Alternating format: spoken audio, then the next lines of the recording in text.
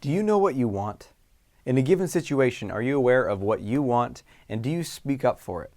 Do you say what you want? Do you say if you don't want something? Do you ask for what you want? Do you put your real self and your real desires out there powerfully and clearly and directly into the world, whether it's a social setting, a date, or at work?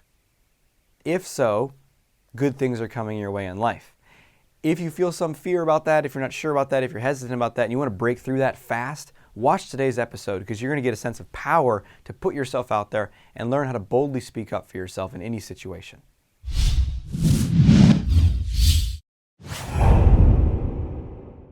Welcome to another episode of The Art of Extraordinary Confidence. I'm your host, Dr. Aziz, the founder of the Center for Social Confidence and #1 best-selling author.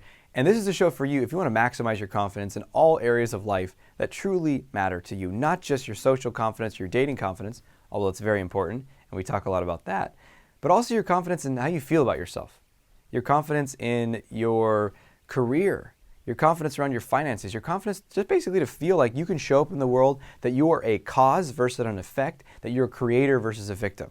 That's what this show is all about. And I love hanging out with you here. If you enjoy these episodes and want to watch more, subscribe below now. We put out tons of new episodes weekly, if not more, and it's a great way to stay in touch. Also, sometimes if I have something that I'm sharing or promoting, I put it up here and you'll find out about it right away.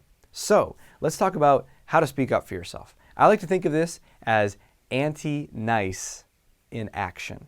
Anti-nice in action. I'm not going to get into the whole concept of anti-nice, but it's something I've been working with, which is basically how to approach the world with a lot more power and not being overly nice and overly pleasing. And that's something you relate to. You should check out my other video, basically how to want more confidence, be less nice. So here's how to do it. Step one is you got to know what you actually want in different situations. And this might seem pretty basic.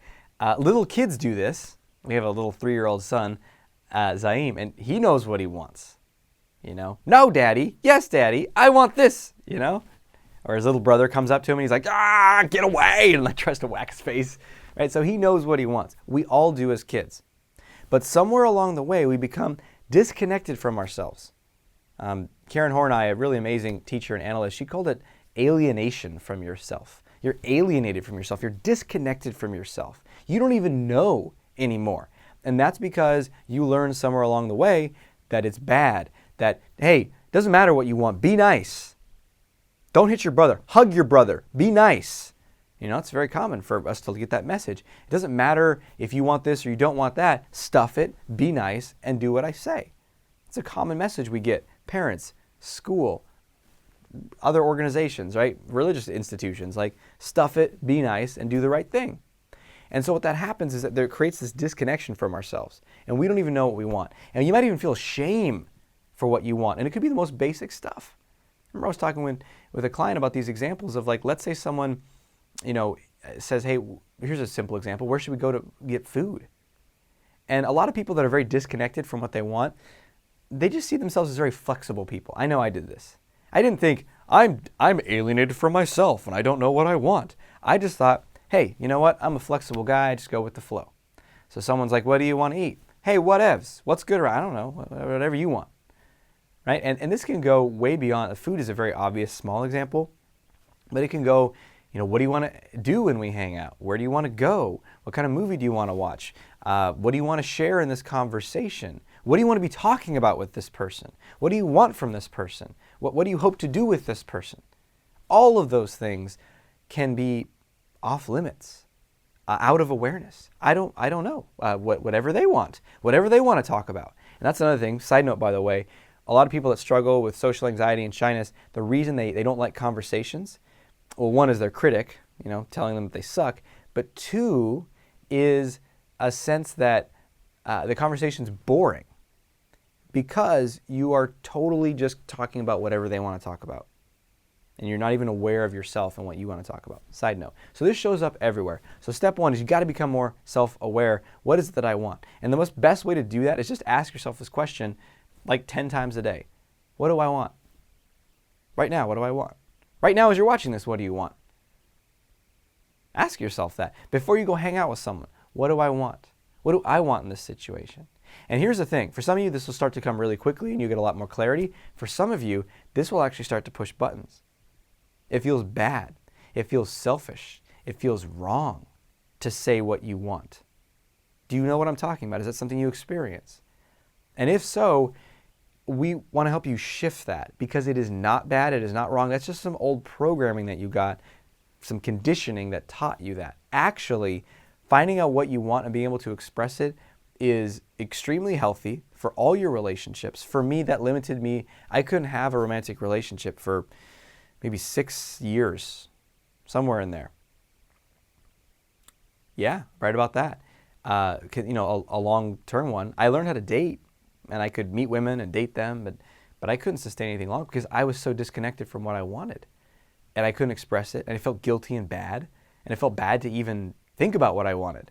And if what I wanted did not coincide with what the other person wanted, like if there was a difference between what I wanted and what she wanted, or what I wanted and what they wanted, what I wanted and my parents wanted, what I wanted and my brother, anyone, I would feel very uncomfortable. I'd feel very guilty.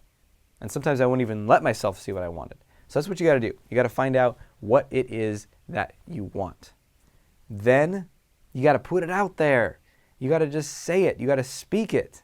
And this is where we got to overcome that fear, that shame, that there's something bad about it. And the best way to do that is just to do it repeatedly.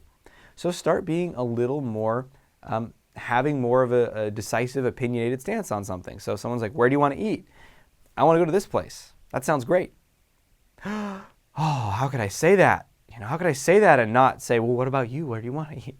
Just try it. Just do it. It's like you do it. You might feel a little uncomfortable and then do it again. You do it. It's just you build that tolerance for it. And you just got to trust and know that this is super important for your own health. This is what's going to draw people to you.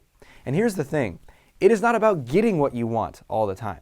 We don't get what we want all the time. I mean, you might say, what do I want in this moment? I want $1 million and a Philly cheesesteak. That's what comes into your mind. I don't know. But I don't know, maybe you're watching this at midnight and there's no places that are open for Philly cheesesteaks, and you check your bank account and there's not $1 million in there. So I don't know. You don't just get what you want instantly just because you want it. But when you can communicate what you want, and you can do so powerfully, you get what you want more of the time. And you just feel good. It's not about getting what you want. It's about saying what you want. It's about expressing what you want and having the dialogue be open. Hey, I want to go get some Mexican food. The other person's like, I don't know. There's no good Mexican places around here. Oh, really? Man, let's look at our phones and see. And you look around and you're like, oh, shit, you're right. Well, let's get something else. And so you're not getting what you want in that situation, but it was all on the table. You were having a natural expression conversation with each other. So when you do that, you build up your ability to speak up for yourself. So start small in those little restaurant examples that I'm talking about and keep building it up, keep building up, keep taking that risk. If you're uncomfortable as you do it, good, because comfort is killing you. The quest for comfort kills us. We want to step up, we want to break through, we want to get outside of our comfort zone because that's where everything you want exists. So go ahead and take that bold action. Let me know how it goes in the comments below. Share any questions you have, any comments you have about this and where you've used it in your life. If you see other people that are making comments that you can support or help them with, answer those things. I love seeing the dialogues that people have where people are supporting each other more and more. Let's create a little community here. So, and if you want to go deeper, definitely subscribe. You can also go to my website, socialconfidencecenter.com, socialconfidencecenter.com. Tons of great stuff there, including an in-depth ebook where I share my 5 steps to radically improve your confidence now. So until we speak again, may you have the courage to be who you are and to know on a deep level that you're awesome. I'll talk with you soon.